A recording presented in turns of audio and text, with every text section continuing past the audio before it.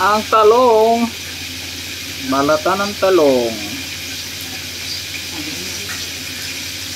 Yan. Buwan pa ang baka mga. Parang tao lang din daw. Parang kalabaw. Taong? 9 months din daw yun. 8. Yun na. Parang tao daw mga anak yun eh. Pag nagbuntis. Sabay mo lang sa ano? Sabi. Alip. Ang kaili. Ihaw ang talong. Dahil ganina. Mukha gagawin yun. Ha? Kailangan mo siya. Lalabas ako eh. Ha? Lalabas ako mamaya. Go, goes!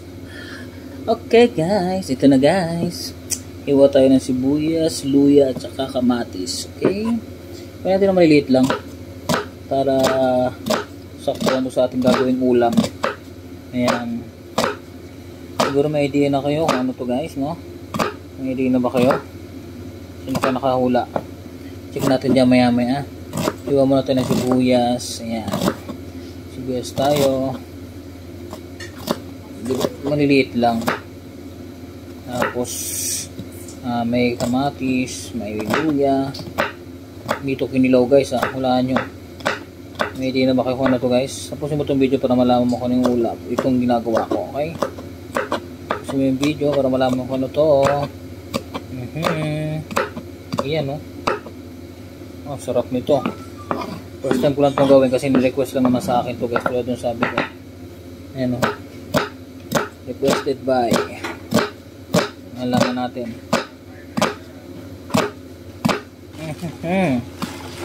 Na. Dami sibuyas, masarap.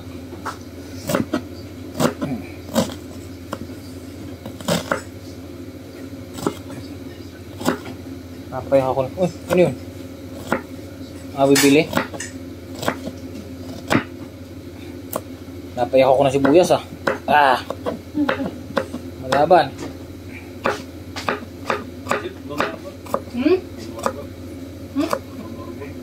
No. Napayak ako ng sibuyas guys. Grabe. Talong. Durugin muna natin yan. Ang sarap nito. Inihaw na talong.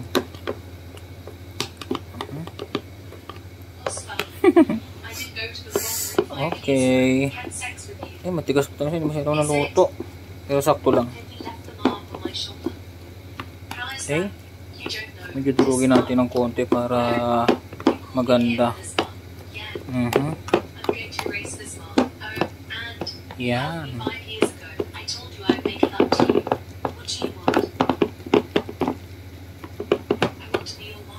Okay.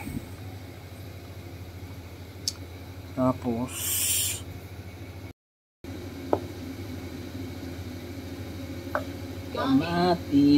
kamatis, mekos. Para nung itong kinilaw kamatis, yan. Luya. Sibuyas. Yan. Start na natin. Okay.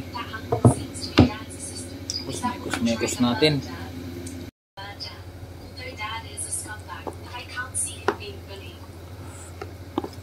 Ang ganda. Ganda ng itsura. Ang sarap papakin. Ang sarap papakin ito. Yan. Lagyan na lang natin ng paminta tapos konting patis. Okay na yan. Perfect na. Okay. Lagyan natin ng patis tsaka paminta. Okay. Kunin po tayo. Dipos. Patis. Lagyan natin ng patis. Yun. Oh, tama na. Baka mapaalat. Ang hirap magalo.